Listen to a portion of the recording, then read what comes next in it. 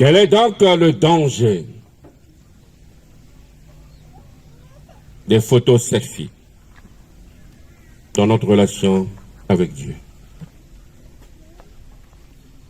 Il y a un danger dans les photos selfies. Il y a 20 dangers. Mais on va moins commenter, mais directement répondre à la question.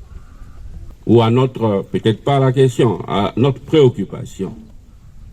Quels sont ces dangers?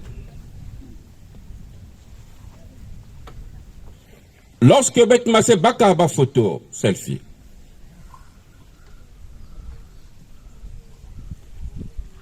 qui est en tête,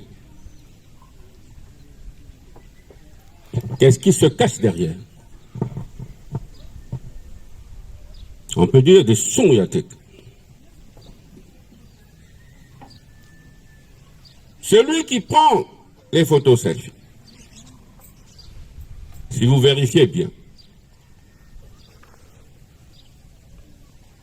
c'est celui-là qui exhibe son ego.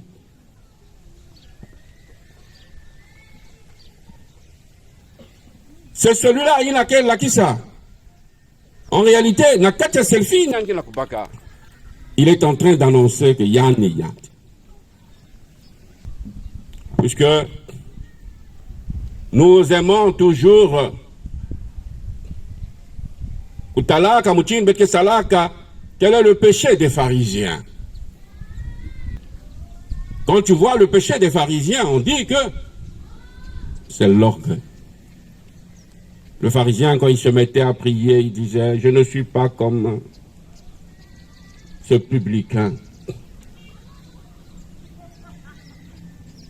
Mais pourtant, c'est une communauté religieuse qui faisait beaucoup de bien et qui mettait en pratique Mahambuyanza. Ils connaissaient même, ils disaient, ils se présentaient comme des gens qui connaissaient la volonté, qui lisaient la volonté de Dieu. Ils avaient appris sur la chair de Moïse, Bavandizaba, toute la volonté de Dieu. Et qui faisaient de bien. Mais, Wabdi Soumiaba. C'était des gens exemplaires au niveau, mais ils avaient un mal qui ne peut pas leur permettre d'entrer dans le royaume. C'était l'orgueil. Je ne suis pas comme Mounou ni Mounou. Le premier péché à photo selfie, c'est exhiber son ego.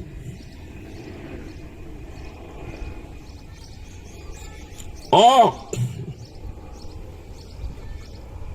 lorsqu'on a selfie, photo selfie, là, il y a de fortes chances que cette personne qui a constamment est en train d'annoncer, c'est du narcissisme, comme disent les philosophes. C'est moi. En réalité, sans le savoir, c'est ça que tu dis, que tu es en train de dire, que tu es en train d'extérioriser. C'est comme quand on voyait les pharisiens, quand on lit la vie des pharisiens. Pourtant, des personnes, dans la semaine, il faut lire les âmes du purgatoire. Mais lisez l'histoire des âmes du purgatoire. Ces âmes-là qui ont été reconnues comme justes sur la terre, mais qui traînent au purgatoire. Il y a qui basse ça là, alors qu'ils faisaient le bien. Donc c'est comme Nakatia photo selfie. Qu'est-ce qui peut se cacher derrière comme péché qui nous empêchera d'entrer dans le royaume? Lorsque tu es dans tes photos selfie, la forte chance, c'est la forte impression, c'est de montrer que, d'exalter son moi.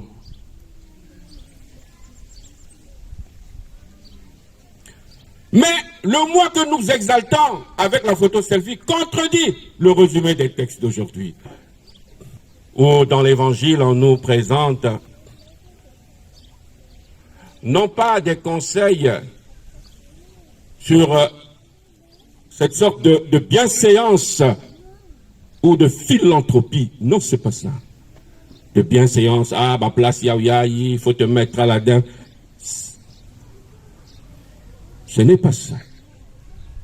Mais le résumé des textes d'aujourd'hui, ce n'est pas de la philanthropie, mais c'est de nous révéler l'importance de l'humilité.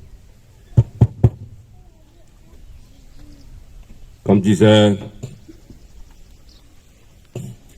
Saint Augustin, l'humilité est le soubassement, le fondement des vertus. Celui qui fait les selfies, qui dans son fort interne veut exalter son moi, ne peut pas être humble. Or, l'humilité est la base de toutes les vertus, que ce soit humaine ou déclarée chrétienne. Et d'ailleurs, les vertus humaines sont vertus chrétiennes. Et donc, celui-là qui fait les photos selfie, qui normalement n'a qu'à signer là, est dépourvu d'humilité. Et si l'on définit l'humilité, l'humilité, c'est cette reconnaissance et cette acceptation de nos propres limites et cette ouverture aux autres et à Dieu. C'est ça l'humilité. Donc celui-là qui reconnaît ses limites et qui s'ouvre non pas seulement aux hommes mais aussi à Dieu, c'est celui-là Moutindu Betmetangilaya ou dans Nakati Akanda Yantete que l'orgueil ne détruit pas seulement la relation interpersonnelle, c'est-à-dire Nabampan. Celui qui est orgueilleux, imbu de lui-même, détruit sa relation avec autrui. Or, l'orgueilleux ne détruit pas seulement sa relation avec autrui, mais aussi avec Dieu. Puisque l'on dit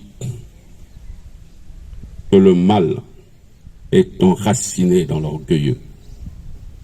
Il détruit donc non seulement la relation avec autrui, avec l'autre, mais il détruit aussi sa relation avec le Créateur. Et donc celui qui fait photo et selfie, il y a un soupçon d'auto-affirmation de son moi. À ce moment-là, il est imbu de lui-même et donc il détruit sa relation interpersonnelle avec ses frères et sa relation avec Dieu. Or, le résumé de la volonté divine, c'est aimer Dieu et aimer son prochain. Et donc, l'orgueilleux, puisqu'il détruit sa relation avec autrui, donc l'orgueilleux, c'est celui-là qui ne peut pas être à l'écoute de l'autre. Il ne peut pas être à l'écoute de l'autre. Mais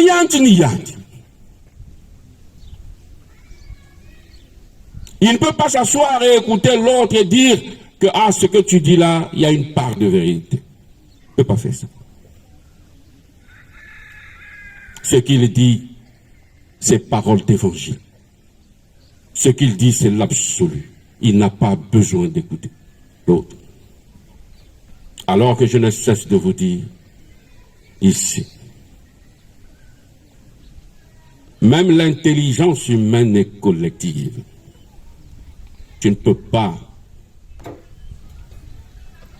Attends que Sonika Kamabouk, quand tu as fini d'écrire, il faut toujours donner à quelqu'un d'autre pour relire. Tous les écrivains ont toujours leur deuxième lecteur. Il y a relire mon document. C'est pourquoi même au niveau toujours des études, c'est mieux d'avoir souvent des groupes. Le travail va t'aider. Parce que ce que tu as, ce que tu peux pas maîtriser, il n'y a pas un guilaine maîtriser. C'est pourquoi quand votre enfant est dans un groupe d'études où il n'y a que lui qui apporte aux autres, qu'à lui un coup. Sauf s'il y a un groupe d'études où il y a des caïds. Ce n'est pas que chaque fois qu'il y a TD, il n'y a que lui qui explique ne va pas.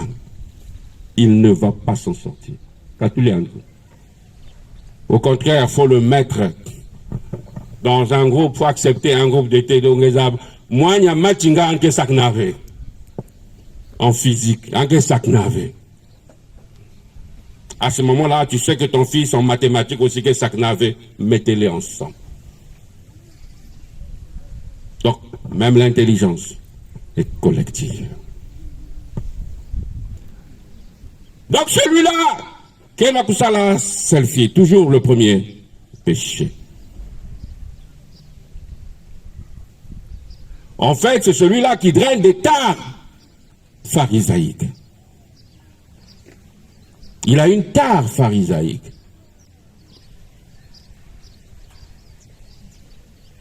Et donc, puisque il ne veut pas écouter l'autre, que se passe-t-il? Il ferme ses oreilles. C'est-à-dire qu'il ferme ses oreilles, je dirais même à double tour.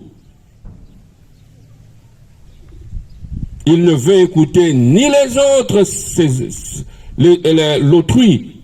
Il ne veut écouter ni autrui, ni Dieu qui l'a créé. Parce que même dans sa prière, en fait, il est en train de dire à Dieu, je n'ai pas besoin de toi. Puisque je mérite. Donc pour lui,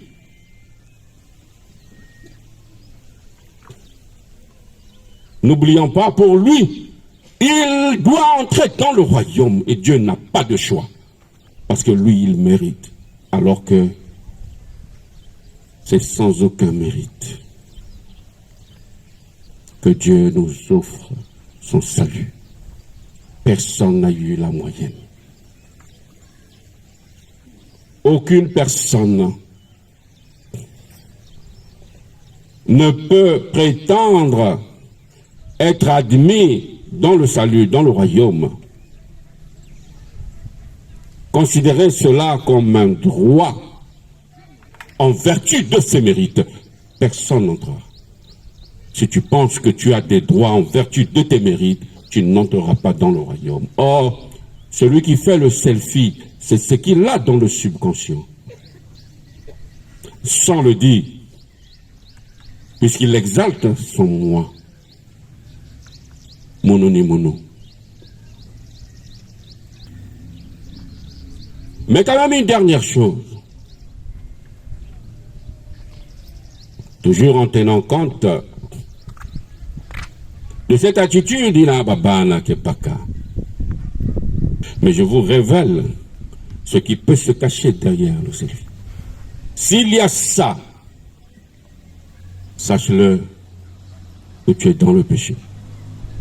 Si ton selfie c'est pour exalter, c'est pour ton narcissisme, sache-le que tu es dans le péché.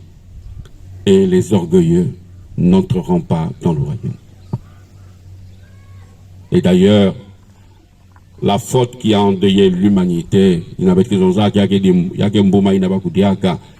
cette faute-là, ce fruit-là, c'est l'orgueil. Parce que lorsque le diable est arrivé,